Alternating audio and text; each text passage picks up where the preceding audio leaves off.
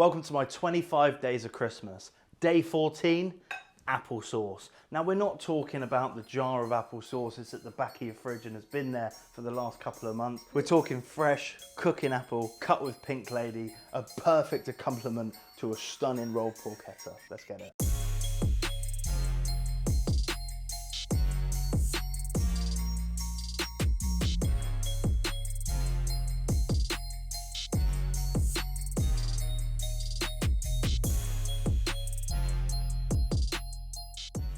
Now this applesauce isn't your average applesauce. It's all about the flavor of the apple. We're taking certain varieties of apples, keeping them very, very natural, steaming them in a pot that's gonna go into the microwave super quick because you've got a whole Christmas dinner to cook. It's not about taking 3 hours just to make one element. This is a bish bash bosh approach to a stunning, simple applesauce. There are two varieties of apples that I'm using. One is the Pink Lady, versatile, great for tatans. It's got a good sweet flavor with a crisp, firm flesh. The other one is cooking. It's sour. It brings a welcome tartness, a freshness to this real simple applesauce. This could be a Granny Smith. It could be a Braeburn. I've gone with cooking because they're available right now. I'm just gonna take the top and bottom off, peel, and put a little bit of motion into this when you're doing it. Cooking's a feeling. Cooking's a feeling.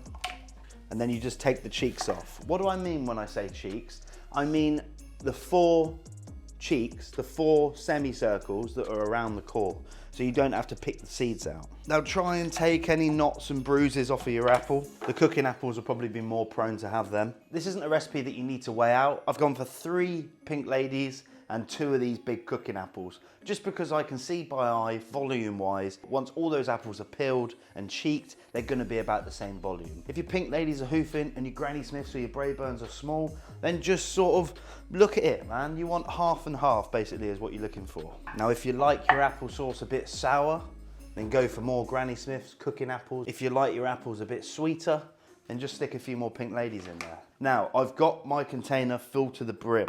Lid goes on, and we shut only 2 of those locks. It's gonna go straight into the microwave for about 8 to 10 minutes. I won't often tell you to use a microwave, but this is one of the recipes where you need one. Now we've got our cooked apples, they're in this container. When you take the lid off, there will be quite a lot of steam, so just be careful. If you haven't got a clip lid container that you can put aside for this, get yourself a glass bowl, cling film over the top, maybe a couple of sheets, poke some holes in it and that'll do just fine. We've got our apples here cooked, they come straight out into a bowl. Now if you just crush these up and serve them straight away, they're gonna taste great. They've got the different flavors of apple in there. This is just the fresh core essence of the apple. But what we wanna do with this is we wanna pimp it up a little bit. Because we have spent pretty much no time at all making it, a hit of sugar. I've got some pepper here. Now I use a mix of pink, Szechuan, black pepper, and I blitz it up at the start of the week and use it throughout the week.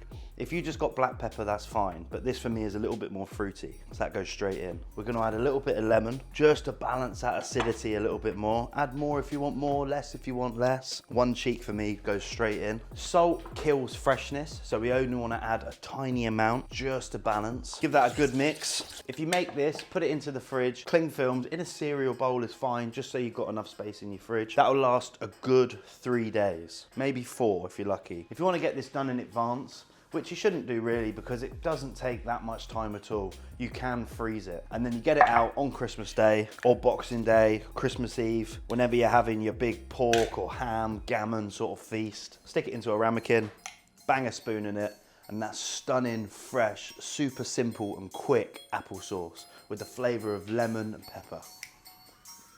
Ah, thank you.